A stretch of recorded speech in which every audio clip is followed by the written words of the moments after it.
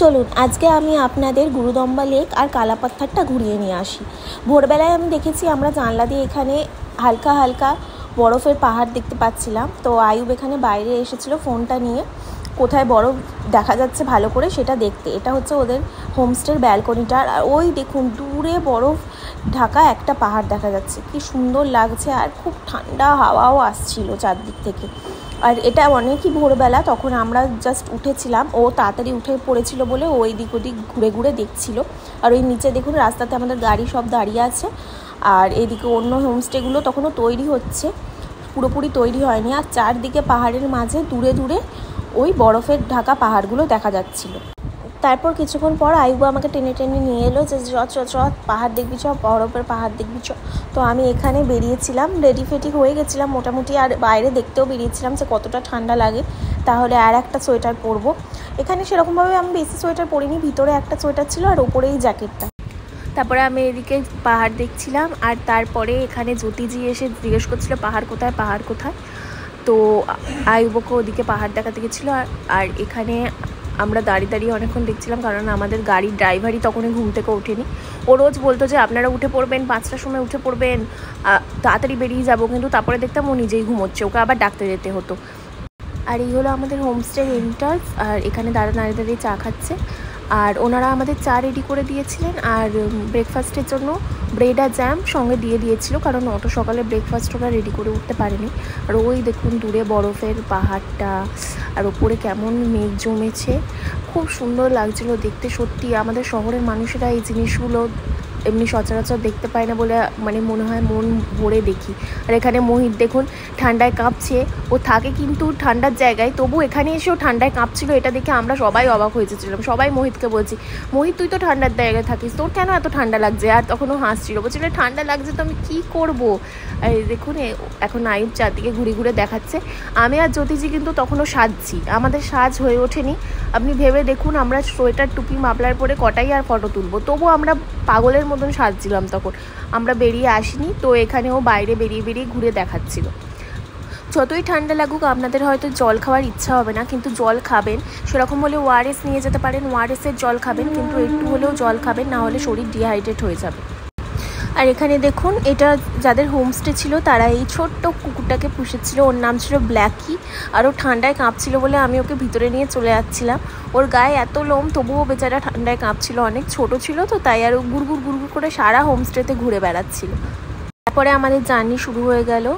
আর দেখুন ওই দূরে সূর্য উঠছে, তখন সবে কি সুন্দর ওখানটার আকাশটা হয়ে আছে। আর নিচেই হচ্ছে আমাদের তিস্তা নদী বয়ে চলছে। তখন তিস্তা নদীটা অনেকই সরু মতন, শান্ত মতন ছিল। এখন তো ভিডিও যেগুলো দেখছি সেগুলোতে পুরো উত্তাল হয়ে গেছে, আর অনেক জায়গায় ক্ষতিও করেছে।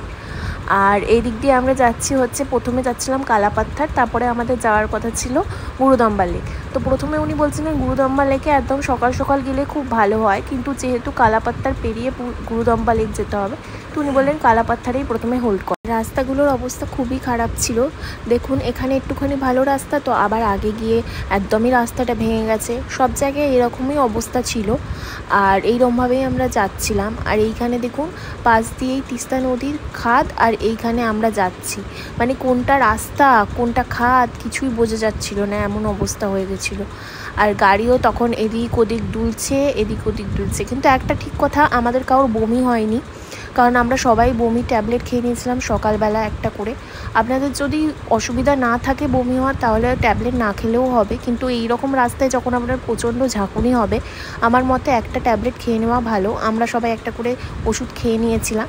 আর দেখুন ওই যে দূরে রাস্তাটা দেখছেন, ওই মাটির মতন রাস্তাটা, ওই রাস্তাটা পেরিয়ে আবার আমরা যাবো ওই দিকে। আর এখানে একটা ব্রিজ ছিল, এই ব্রিজটাতে করে একটা করে গাড়ি পার করছিল, তো এইখানটা আমাদের অনেকক্ষণই দাঁড়িয়ে থাকতে হয়েছিল। আর এখানে দাঁড়িয়ে আমরা খালি তিস্তা নদীকে দেখছিলাম। আমরা দেখুন ব্রিজের অনেক কাছাকাছি এসে গেছি। আর এই ব্রিজে ওঠার ঠিক আগে দুটো দিদি পপকর্ন, তারপরে অক্সিজেন ক্যান সব বিক্রি করছিল, কর্পূর। তো আমরা সব কিছু মোটামুটি নিয়েছিলাম। অক্সিজেন ক্যানও আমরা ফ্লিপকার্ট থেকে অর্ডার করেছিলাম, কিন্তু আপনারা যদি না অর্ডার করে থাকেন আপনারা ওখানে গিয়েও নিতে পারেন। কিন্তু বিশ্বাস করুন অক্সিজেন ক্যানটা সত্যিই দরকার পড়তে পারে, এমন নয় যে না আমাদের দরকার পড়বে না। আমাদেরও দরকার পড়েছিল, সেটা আমি আগে গিয়ে বলছি। কিন্তু একটা ক্যারি করা খুব ভালো, আপনারা ফ্লিপকার্ট অ্যামাজনেও দেখতে পারেন, আবার ওখানে গিয়েও নিতে পারেন, ওখানেও বিক্রি হচ্ছিল। এই ফ্লিপকার্টের তুলনায় ওখানে দাম একটু বেশিই নিচ্ছিল, তো আপনারা ফ্লিপকার্ট অ্যামাজন থেকে নিয়ে যেতে পারেন, সেটাতে কোনো অসুবিধা হবে না। কিন্তু হ্যাঁ, আমরা যেটা ভুল করেছিলাম, ফ্লিপকার্ট থেকে যখন এসেছিলো অক্সিজেন ক্যান দুটো, কারণ ওগুলো ওয়েটলেস ছিল, কারণ অক্সিজেনের কোনো ওজন হয় না বলেছিল, তো ওখানে লেখাই ছিল। এবার আমরা ওটা দেখিয়ে নিই, আর আমরা ভেবেছি যে সত্যি ওর ভিতরে কিছু নেই। যাই হোক, ছিল, ওটা দরকারেও আমাদের কাজ দিয়েছে। আর এইখানে রাস্তাটা দেখুন, এর ওপর দিয়ে আমরা যাচ্ছিলাম গাড়িটা নিয়ে। দেখুন, এইটা পুরো একটা মাটি মনে হয়, মানে দেখে কেন মনে হচ্ছিলো খালি একটা মাটির পুরো পাহাড়, তার উপর দিয়ে আমরা যাচ্ছি। আর এই ওপর থেকে যদি ধস নামে তাহলে পুরো গাড়ির ওপরেই পুরো ধস নেমে যেত। তার মধ্যে দিয়ে এই গাড়িগুলো এক এক করে আস্তে আস্তে আস্তে আস্তে পেরোচ্ছে, আস্তে আস্তে যাচ্ছে। কেউ হর্ন বাজাচ্ছে না, কেউ কিচ্ছু করছে না, সবাই শান্তভাবে যাচ্ছে। কারোর তাড়া নেই, কারোর কিছু নেই, সবাই আস্তে আস্তে যাচ্ছে। আর আমাদের এখানে যদি কলকাতায় হতো তাহলে হয়তো এতক্ষণে 2-3টে গাড়ি একে অপরকে ঠুকেও দিত। এরপরে রাস্তা বেশ ভালোই হয়ে গেছিলো। আর দেখুন, ওই দূরে সাদা পাহাড়টা দেখতে দেখতে আমরা খালি এগিয়ে যাচ্ছিলাম, মনে হচ্ছিলো এবার যেন আমরা আস্তে আস্তে অনেক কাছে চলে আসছি।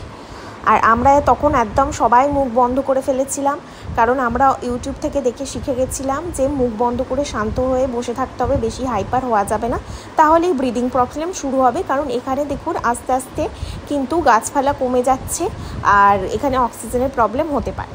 তা আপনাদের বলে দিই, আপনারা যখন বেরোবেন তখন একদম ফ্রেশ হয়ে বেরোবেন, কারণ এখানে রাস্তাতে কোনো ওয়াশরুম আপনারা পাবেন না। এমনকি কালাপাত্থার আর গুরুদম্বা লেক যদি আপনি যাওয়ার কথা ভাবছেন তাহলেও আপনি কোনো ওয়াশরুম পাবেন না।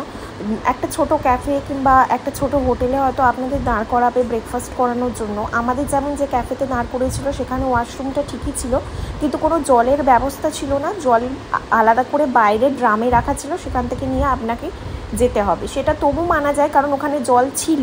গুরুদম্বা লেক যেহেতু আরও ওপরে, ওখানে যাওয়ার আগে একটা আর্মি ক্যাম্পে আপনাদের চেক আপ হবে, ওখানে আপনি ওয়াশরুম পাবেন, ওখানে হয়তো জলও পেয়ে যাবেন, কিন্তু ওখানে জল জমে বরফ হয়ে গেছিলো আমরা যখন গেছিলাম। আর জানেন তো, মানুষ যখন যেখানে যাবে সেখানে ওয়াশরুম তো নোংরা হয়েই যাবে, তো ওয়াশরুম পরিষ্কার ওরা দিনে কতবারই পরিষ্কার করবে, তো পরিষ্কার ছিল না। তো সেই হিসাবে আগে থেকে আপনি ঠিকঠাকভাবে রেডি হয়ে যাবেন সেই হিসাবে। সাথে আপনারা টিস্যু, স্যানিটাইজার, পেপার সোপ এগুলো ক্যারি করলে খুবই ভালো হয়। এখানে আমরা একটা জায়গায় দাঁড়িয়েছিলাম, এখানে একটা ছোটো মতন বাজার মতন ছিল, আর এখানে একটা ছোটো মতন শহর মতনও ছিল। এখানে হয়তো সবই হোটেল ছিল, একটা দুটো হোমস্টে ছিল, এমন কিছু বেশি জনবসতি ছিল না। এগুলো ওই সচরাচর ওগুলো মনে হয় আর্মি ক্যাম্পই। আর তার আশেপাশে কয়েকটা দোকান বাজার এরকম টাইপের খোলা হয়েছে, কয়েকটা জিনিস পাওয়া যাচ্ছে। আর ওই দূরের পাহাড়টা দেখুন, এইসব ইগনোর করুন। আর ওই পাহাড়টা দেখুন, ওর মাথার বরফটা দেখুন, আর চারদিকে ওই দূরের পাহাড়গুলোতে দেখছেন একটাও যেন গাছ নেই। আর আসল প্রবলেম ওখানেই, একটাও গাছ নেই, তো ওখানে অক্সিজেন প্রবলেম আপনার হবেই। মানে ওই জায়গায় গেলে আপনি জানতে পারবেন যে সত্যি গাছের কতটা দরকার, গাছ আমাদের কতটা অক্সিজেন দেয়। আর এখানে আমরা একটুখানি দাঁড়িয়েছিলাম ওয়াশরুম যাওয়ার জন্য। আর ওয়াশরুমের অবস্থা তো আমি বললামই, মানে আপনার খুব এমার্জেন্সি হলে তবেই আপনি যেতে পারবেন। আর এখানে আমরা সবাই দাঁড়িয়ে হ্যাঁ করে হাসছি, জানি না কী কারণে। এখানে গাড়ির ড্রাইভারের সাথে আমি কি একটা বলছিলাম যে ভাইয়া আপ লোক কেসে রেতে হো না, এই টাইপের কিছু। আর এখানে আমরা সবাই গাড়িতে উঠে বসে পড়েছি, আর ড্রাইভার কোথায় চলে গেছে দেখুন। আমরা এখানে হাই হ্যালো করছি, ওইদিকে পিছনে 3জনকে আমরা ভরে দিয়েছি, আমরা সামনে চলে এসেছি এবার, কারণ এক জায়গায় ওরকমভাবে বসা যাচ্ছিল না, খুব কষ্ট লাগছিল। আর আমরা সবাই ঠান্ডায় তখন কাঁপছি, জ্যোতি তো অলরেডি ঠান্ডায় কাঁপছেই, আর আমরা একটু বেশিই কথা বলে ফেলেছিলাম। এখানে আপনাদের বলে দিই, আপনারা যদি ট্যুর ট্রাভেল করেন তাহলে গুরুদম্বা লেকটা হয়তো আপনি প্যাকেজে পাবেন, কিন্তু কালাপাত্থারটা প্যাকেজে থাকে না। ওটাতে অ্যাপ্রক্স 5,000 মতন খরচা হয়। এবার আপনারা গাড়ি ড্রাইভারের সাথে নেগোসিয়েশন করতে পারেন, যত হেড কাউন্টে আপনারা যাবেন সেই হিসাবে ওটা ডিভাইড হয়ে যাবে আপনাদের। আর একটা কথা আমি আপনাদের বলে রাখি, গ্যাংটকে কিন্তু আপনাদের মোটামুটি অধিকাংশই লাগেজ রেখে আসতে হবে, যে কোনো একটা কিংবা দুটো ব্যাগ আপনারা নিয়ে যেতে পারবেন, তার মধ্যেই আপনাদের এই দুদিনের জামা কাপড় সব ভরে নিতে হবে। আমরা ব্রেকফাস্ট করতে এই জায়গাটাতে নেমে পড়েছিলাম। আর এখানে দেখুন, এই কিউটি ভলুটা আমার দিকে তাকিয়েছিল, আমি মুড়ি খাচ্ছিলাম, ওই জন্য ওকে বললাম তুই মুড়ি খেতে পারবি না, যখন ওরা পাউরুটি খাবে তখন তোকে দেবো। আর এখানে দাদারা ফটোশ্যুট করছে। আর আপনারা এটাও খেয়াল রাখবেন যে কোনো রকমের প্লাস্টিক বোতল ওখানে কিন্তু চলবে না। আপনাদের যেগুলো মিল্টনের নর্মাল বোতল হয় সেগুলো আপনারা নিয়ে যেতে পারেন, কিন্তু কোনো রকম প্লাস্টিক বোতল কিন্তু সিকিম অ্যালাউ করে না। আর এখানে বান্টি দাদা নাচ দেখালো, কিছুক্ষণ দেখতেই পেলেন। আর দেখুন চারধারটা কি সুন্দর লাগছে। কালাপাত্থার পৌঁছাতে তখন আর বেশি দেরি নেই, আমরা ওয়েট করছিলাম কখন আমরা গিয়ে পৌঁছাবো। ভিডিওগুলো খুব লেন্দি হয়ে যাবে বলে আমি পরের ভিডিওতে আপনাদের কালাপাত্থার আর গুরুদম্বা লেকটা কভার করব।